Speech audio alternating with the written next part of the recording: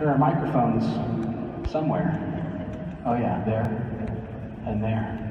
But I'll play a couple songs for you while you get comfy.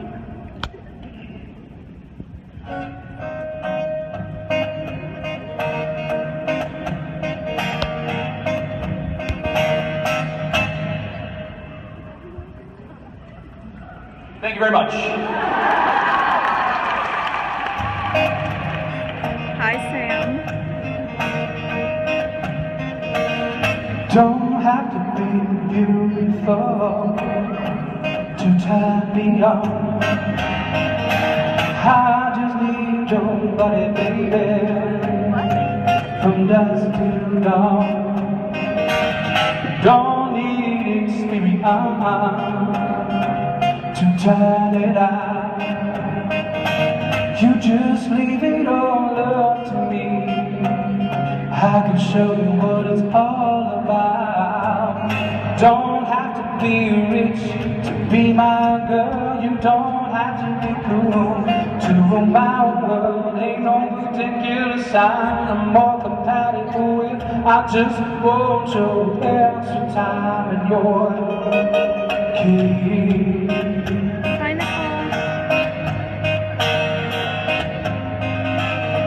'Cause I'm all about that bass, about that bass, about that bass, no trouble. I'm all about that bass, no trouble. I'm all about that bass, no trouble. I am all about that bass, bass. Yeah, it's pretty clear, you ain't no size two. You can shake it if you want to. You got that boom boom that all the boys chase. All the right junk, all the right places. See that magazine, working at Photoshop. You know that it ain't real. Come on now, make it stop. You got that beauty, just raise it up. 'Cause every inch of you is perfect, from the bottom to the top. Your mama, she told you don't worry about your side.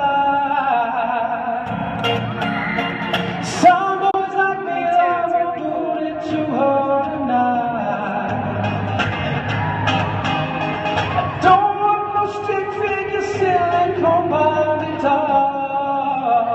Try to do some more periscopes throughout the weekend, depending on my battery power. So just keep an eye out, guys. But I'm all about that bass, about that bass, about that bass, no trouble. I'm all about that bass, no trouble. I'm all about that bass, no trouble. All about that bass. I'm talking, baby. If you wanna impress me, you can't be too flirty, mama. I know how to undress me. Got to be your fantasy. Baby, you can be mine. You just leave it all up to me. We can have a good time. Don't have to be rich, be my girl. You don't have to be cool to rule my world. Ain't no particular sign I'm more compatible with. I just want your extra time and your bass.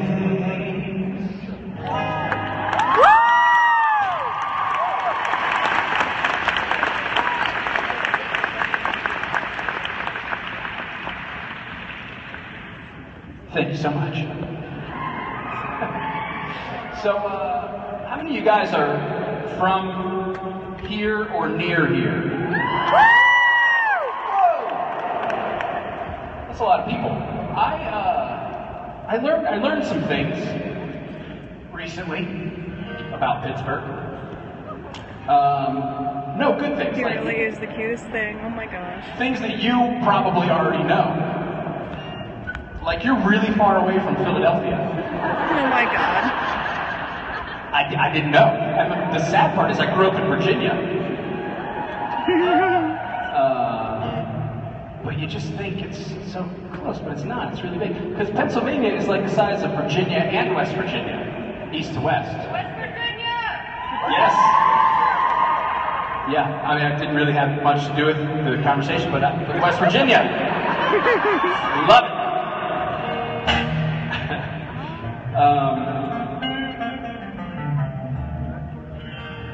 Hi. Hi. I was talking to her, but hi to you too. How are ya? I'm doing well. How are you? I'm pretty good. I just want to let you know that I listened to the Christmas album all year long. All right, and how was it recording it with the cast? Did you say how was it recording it? Yeah, did you have fun? Did you have to auto-tune people? No. Of course not. They're perfect singers, all of them. No. Actually, that's not true. It is true, they're perfect singers, but we did auto-tune a little. But you auto-tune everything to a certain extent in the studio. It's just if you're a bad singer, you can hear that you've auto-tuned it. And if you're a good singer, you kind of listen to it and you're like, it's super close. I know I could sing that if I went back in and spent another 2 hours, or we could just spend 1 second. And it's perfect. So there was a few little tweaks and cuts, but the difference was with those guys. A lot of times when you do an album, you have tons of time to do it. So your vocals, you go in and you sing. If it's not perfect, you say, okay, we'll do it again tomorrow, or we'll do it next week. Those guys are so busy that what you get is what you get. You know what I mean? Like, to get them in the studio for a couple hours is an accomplishment unto itself. So once you get them in, you just have them sing it as many times as they are willing, and then at the end you take everything back and you kind of head in. You're like, okay, well, this line was really good, and that word, he was coughing in that word, so let's find a word from a different take, and you just kind of build the best track you can from what you have, and then yeah, that's pretty much the process. But more importantly than the technical stuff, it was really, really fun. It was really fun. I've gone to visit those guys on set quite a few times, so it's always fun for me to see the way that they work in the environment that the show's created in, and kind of see what their day-to-day stuff is like. So it was fun to have them in my world, which is infinitely less interesting than being on a TV show. I mean, the studio part, at least. You're singing into a microphone, and there's not even a crowd there, so... but it was really, really fun. Those guys, I'm sure, as you know, or you wouldn't be here, they're really fun to hang out with. So when I get the chance to, I do it. Awesome. Well, thank you. Thank you.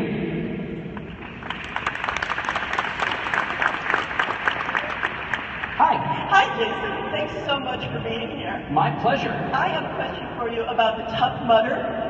And what was that whole experience really like? It was the best, worst, funnest, most painful, scariest thing that I can't wait to do again. Yeah, it was really fun. There was I don't really even remember how that started. I mean, it was an email, text chain where there's a bunch of us on it, and it just kind of went out, and we were like, yeah, and everybody checked their schedule. Some guys couldn't do it, some guys could. And we had every intention of, those guys are always in shape. I had every intention of like training, like putting my Rocky music on and doing my own Stallone montage and being ripped at the end of it and like walking out and everybody being like, dude, what happened? It didn't happen. I went in like 2 weeks before, like I kept putting it off. And I was like, okay, the best way to get in shape these days is obviously CrossFit. Of course, everybody's doing CrossFit. They look amazing. I'll go to the CrossFit gym and whip myself into shape in 2 weeks. And I went in and they were doing some crazy 100 pull-ups, 100 push-ups, 100 sit-ups, 100 every other exercise they could think of. And I just jumped in. I was like, hey, no pain, no gain, right? I'm in. And I limped out of there, both physically and mentally defeated. I didn't finish it. And the next day, I couldn't move my arms. And the day after that, I could move them even less. And so by the third day, every single solitary part of my body hurt. And I sat down at the computer and I was like sending some emails. And then I stood up from the computer and I walked away.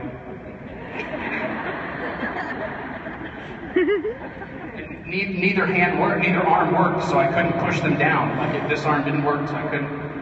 And I had to just wait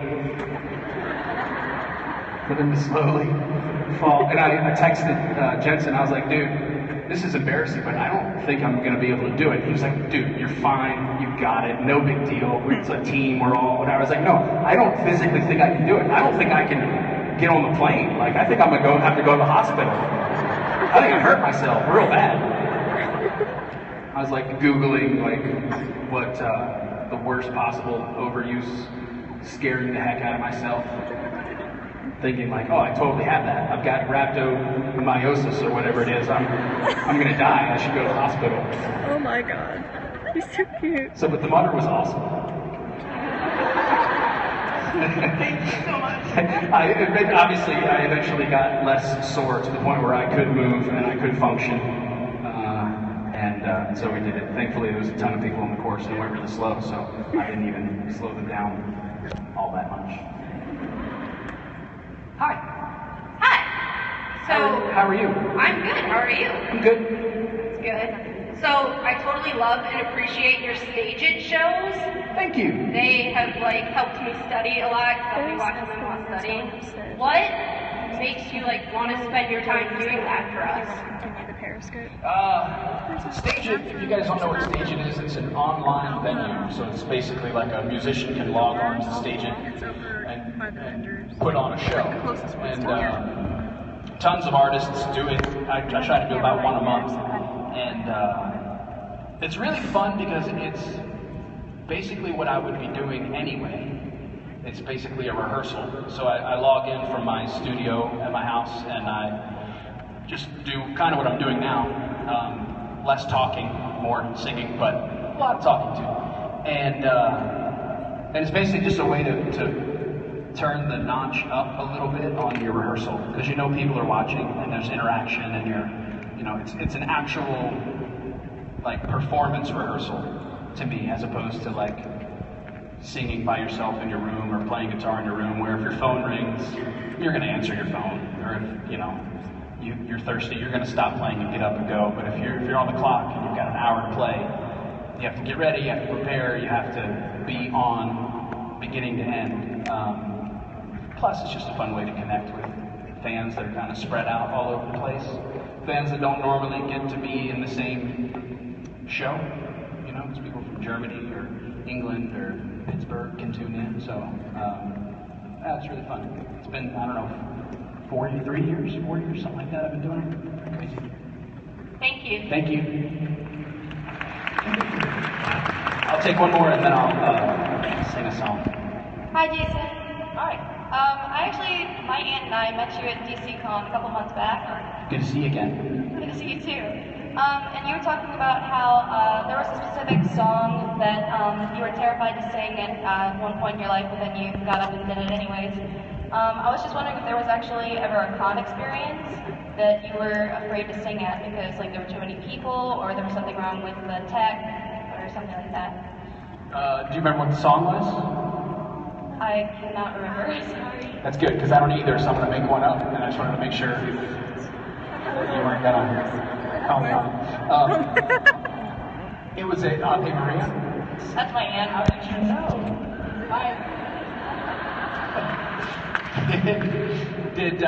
It was a specific song that I was afraid to sing that you sang, and then I sang it anyway. Yeah. Actually, the song that was a song called Hallelujah. Yes.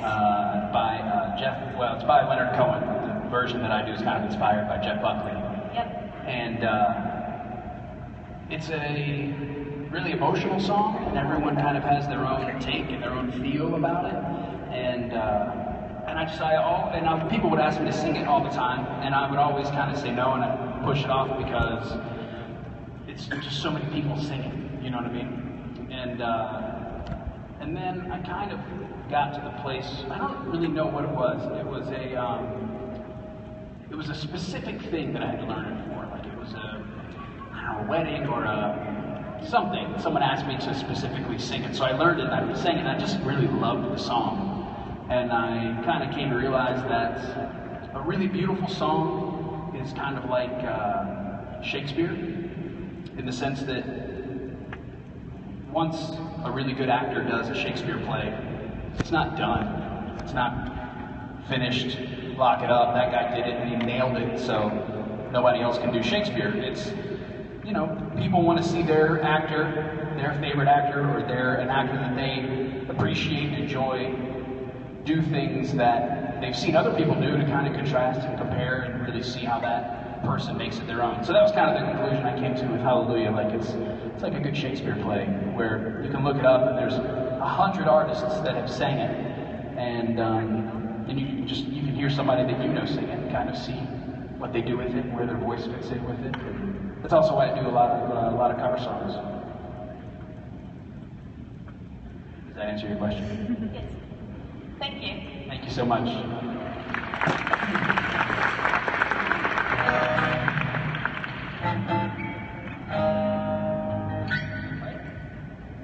I'll play a little bit of it.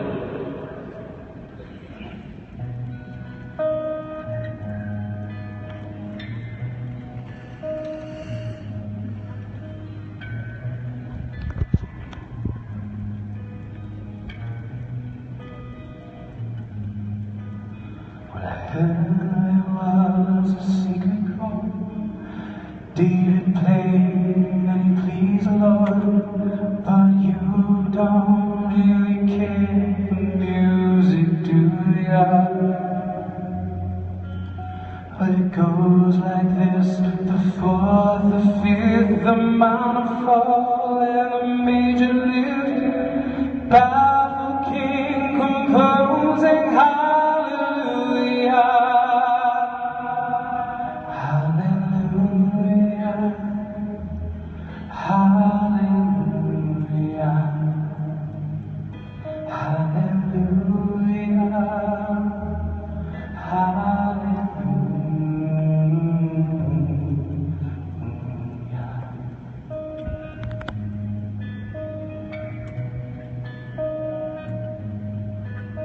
When your faith was strong, but you needed proof, you saw her bathing on the roof. You know her beauty in the moonlight overthrew ya, and she tied you to her kitchen chair. She broke your throne when she cut your hair.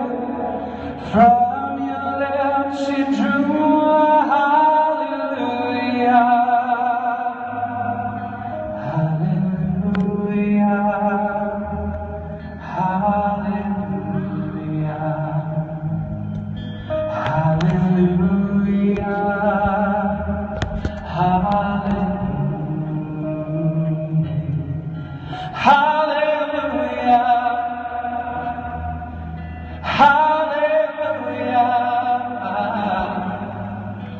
Hallelujah,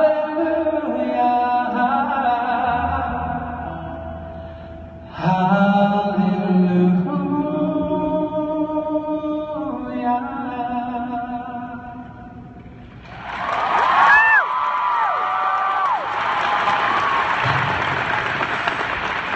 Thank you, guys. That song's similar to what I was saying before about how the song takes on different meanings and feelings and stuff.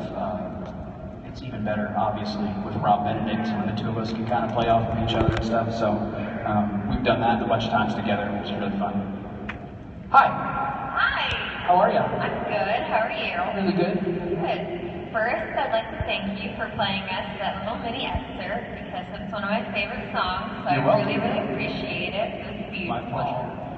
So, my question is, I was just wondering, what made you get into the music business? Like, did you play as a child, or what inspired you? Do you have any music idols, that sort of thing? Music was always around when I was growing up, but I didn't ever play or perform until pretty late. I did, the normal stuff. I had a guitar, I learned a couple chords, but I didn't really play And the long and short of it is I thought I was going to play basketball in college before the coach told me that I actually wasn't good, and I was kind of crazy. So, but that, you know, that helped. And then I was leaving the tryouts, and he didn't really see that. He was really nice, but I didn't make the team. And I was walking back across campus, and I saw a sign that was like, hey, if you like to travel, and you like to sing, and you like to have fun, join this a cappella group. And I was like, well, I really like to travel, and I love to have fun. I don't know if I can sing, but we'll figure it out. So I went and I just auditioned. I was super nervous, and I just walked in and sang, and I ended up getting into the group, and then that was a 4 or 5 year endeavor where I really learned vocally it was a neat experience because I learned about music with my voice. I'd never had guitar lessons or piano lessons or anything like that, so it was just a bunch of guys listening to a song and trying to figure out how to remake that song with just their voices. So there's people singing the bass and the baritone and the tenor and the guitar and all that kind of stuff, and that was really where I learned about music. And it's also why I love the opportunity to sing with my friends, you know, because that's how I learned, and that was really part of my experience. So any chance I get to harmonize with someone or play off someone on stage or be part of a group that's performing, I really prefer it. Yeah. Awesome. Thank you so much for coming. We really appreciate it. Thank you. Hello. Hi, Jason. How are you? I'm good. How are you? I'm good. I was just wondering, like, what part of music speaks to you personally? Like, I don't know if it's cheesy to say, but like your soul. Like, what part of music really like inflames your inspiration or whatnot? You mean what? Like, just in general, what about music is it? Like the melodies, the lyrics, the flow. Which one is it for you? I think because of what I was just saying about the way that I kind of learned music, for me it's the melody, the vocal. All of my favorite music is stuff that has a really strong vocal presence, and some of it is really simple musically. I mean, a lot of my songs that I write are simple, you know, I mean, they're 2, 3, 4 chords, because it kind of allows the voice to speak, you know. I mean, I love rock and roll, I love jazz, I love all the stuff that's really intricate and complicated, but when I'm playing or singing, that's not where I gravitate naturally. So yeah, it's the vocal. Like I love Motown stuff, I love old kind of soul singers, because they sing from a place deep within their body, you know what I mean? It feels like they're singing from somewhere that not even everyone has in their body, much less can access. But yeah, I think that just when you said soul, it reminded me of Lisa tweeted something the other day. I think it was a C.S. Lewis quote, but it said, "I don't have a soul. I am a soul. I have a body," which I think is awesome, because I really think that is, you know, this is not who I am or you are. You know, what comes out of this is who you are, you know, and that's where the music goes, you know what I mean? You can have a manifestation of what you're feeling if you're dancing or if you're doing something, you know what I mean? But that's a example of how that music is landing on your soul, you know? And I think music is just a direct line into that part of you that's really hard to describe and really hard to access, but somehow music just lands there, and that's kind of its place. Well, thank you for coming. Thank you. We got super deep there, guys.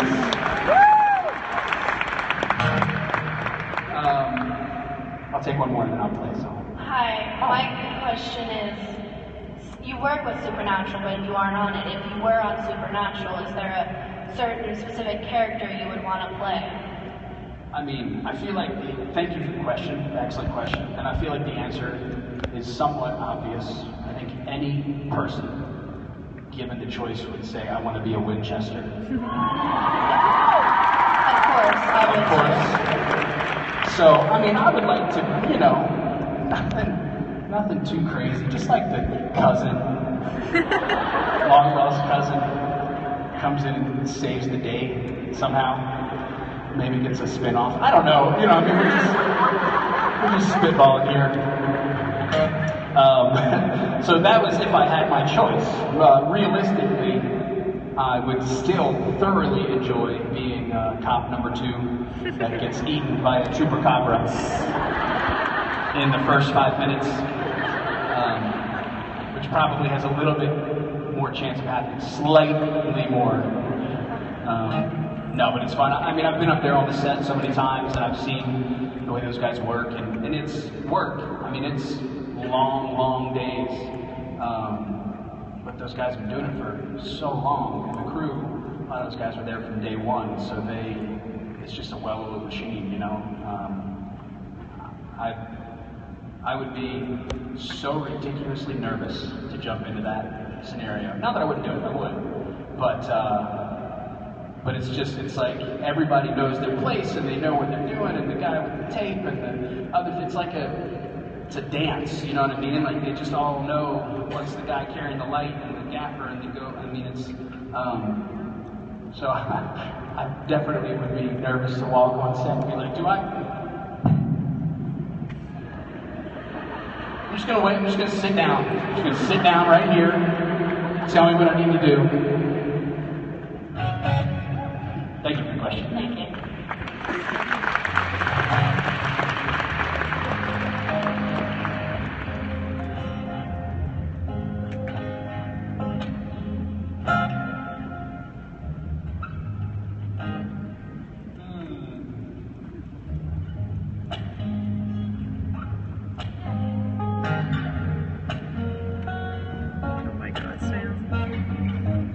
I'm going to try something. I don't know if it'll work with the echo, but there's really only one way to find out.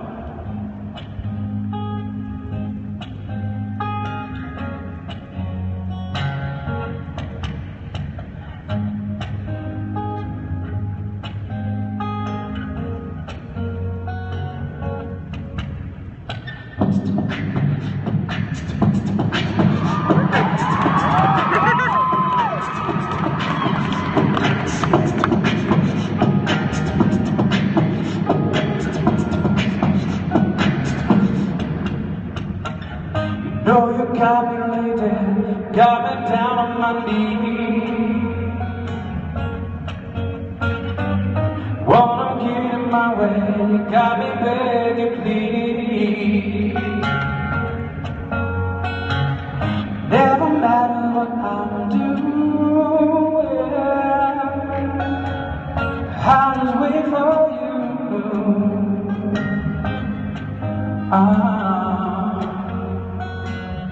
No, you got me down,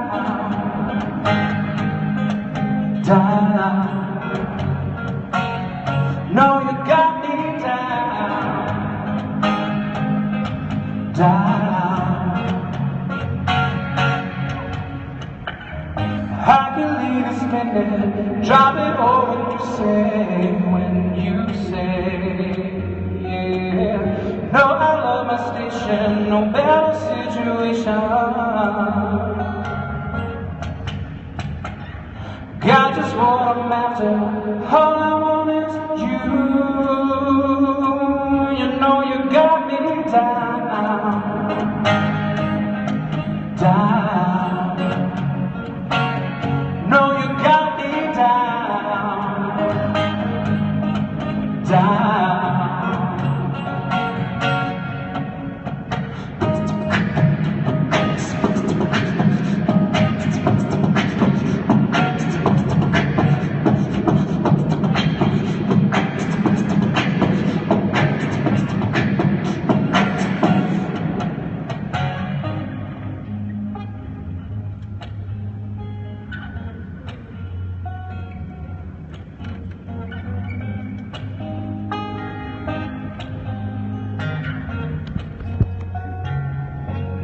you got me down.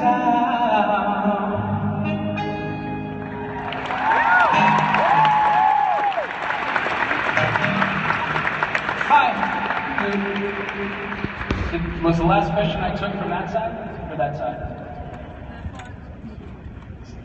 Every. So I'm on this side. You guys, thank you so much. What's your question? Just kidding. What's your, hi. Hello. How are you? I'm good. How are you? What's your question? Do you have any advice for anyone who wants to get started in the music industry? Yes. So much advice. But the most important thing is do it every single day in some form or another. You don't have to, I mean, if you want to be like a jazz musician or a jazz singer or something crazy, then you have to really, really practice every single day like crazy. But if you want to just do kind of more laid back singer-songwriter type stuff and you want to write and you want to sing, is that right? Yeah, I'm a singer. Do you play any instruments? Sort of the piano, but mainly just a vocalist. Awesome. That's my advice. Play every single day. I would really work on the piano because the piano is a super helpful device for a singer and a songwriter. I don't play the piano, and I wish I did. Because if you learn the guitar, then you know the guitar. But if you learn piano, then you know music. And then, do you perform? I did school musicals and stuff like that. I just graduated high school. Congratulations. Thanks. Yeah, I would say do it every day. Get better at the piano, and try to perform. You know, because there's two completely separate things. There's learning and practicing music and singing, and then there's learning and practicing performance. Because you can be, I know people like this, they are the most amazing musicians you've ever heard in your entire life in their bedroom. And then they get out on stage and just the nerves get them. You know, and it used to be me too. Like I used to get out on stage and I would kind of clamp up, you know, and I'd sing the right notes and I'd play the song, but I would just kind of sing it and play it and then I would walk away, and I just couldn't wait to be done. But the more I played, and the more that I was on stage, the more I was in front of people, the more I craved it, and I got comfortable being here, just being yourself. Like, I absolutely promise you, beyond a shadow of a doubt, you're gonna mess up. You're gonna have moments on stage where you just want to sink down into the stage and pretend like this whole place does not exist. And those moments are awesome because you have them and you get through them and you realize that the world is still here. You're still a musician. You can still play, and it goes on. So you just kind of embrace the fact that it's going to happen and you're going to mess up, and sometimes it's kind of fun. That's my advice. Thank you. Thank you. Good luck.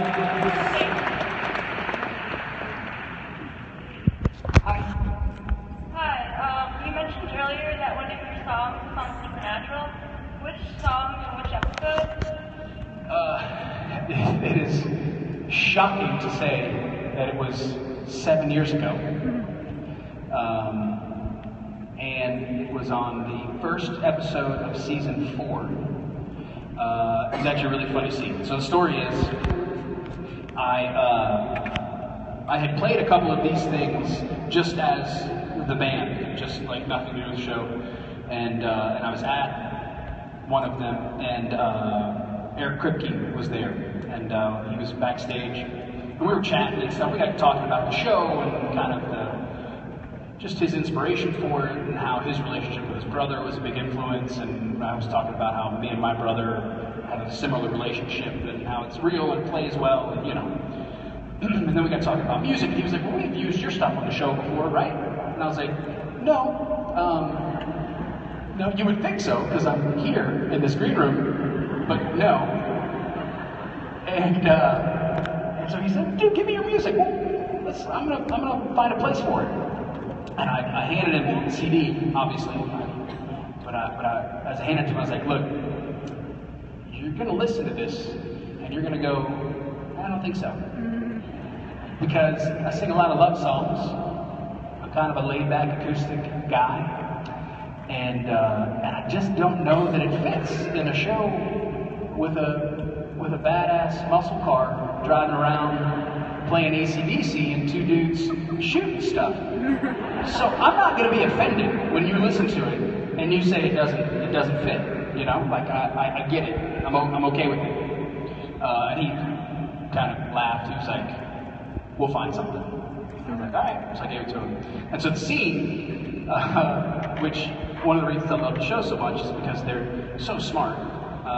And the comedy that they have is genius. So the scene is Dean comes back from hell, and they have an emotional reunion. Sam has been driving baby for 6 months because he thought Dean was dead, and Dean has this awesome reunion with his prized car, and he gets in, and there's a cute little white iPod. And he's like, what the hell, man? And then kind of gets over and he starts the car, and my pretty little voice comes out of the speakers. And obviously, thank you. So Sam, the sensitive one, he's a fan. He's a J-Man's fan. Dean obviously would never be caught dead listening to such garbage. So he looks over and he kind of does the shake and he pulls the iPod out and he throws it in the back seat and on they go. Which I thought was probably my most favorite time my music has ever been in an episode. Ever. It was awesome. I usually get I'll get a call from somebody and they'll be like, hey, your music's gonna be on Parks and Rec or Happy Endings or whatever other, NBC, CBS, something or other. And I'll be like, oh, that's awesome, cool, so I'll call friends and family, like, hey, watch Parks and Rec tonight. And so everybody watches it. And they're like, I thought your music was in the show. And I'm like, I thought so too. So I rewind on the TiVo and I watch it again and I'm like, oh yeah. No, the scene at the pool, if you turn it up really, really loud, you can hear like a second of it in behind, right after the waiter drops the plates. You can hear mine. So to have not only in a show that is awesome, but to have it like the characters in the scene referencing it and reacting to it, for good or for bad. I really, really thought it was awesome. So thank you for the question.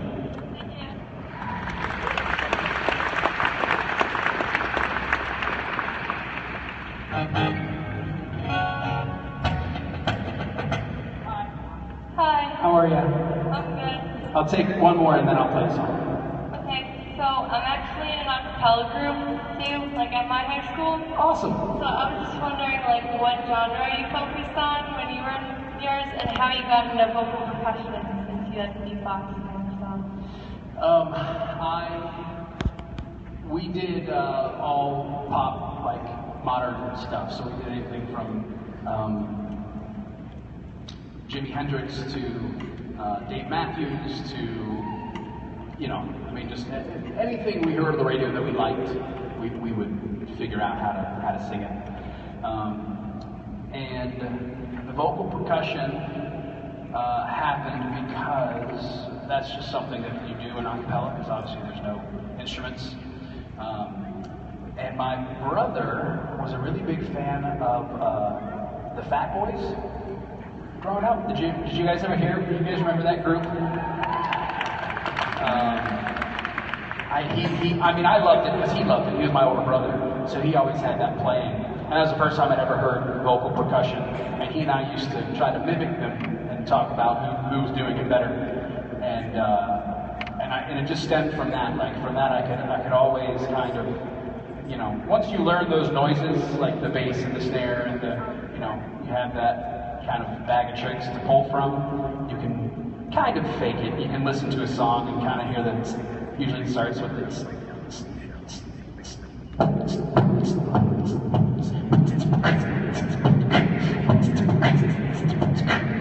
just kind of figure it out. You know what I mean? Yeah. Okay, thank you. What's that? I said thank you. Thank you very much. And speaking of vocal percussion, I have a buddy. You guys know who Blake Lewis is? He's a buddy of mine from LA. And I love doing vocal percussion. It's really fun. Until you hear someone like that do it, and you feel like you're the guy that like thought he could play guitar, and then Billy walks out on stage. You know what I mean? You're like, yeah, I'm just gonna take my vocal percussion and go over here.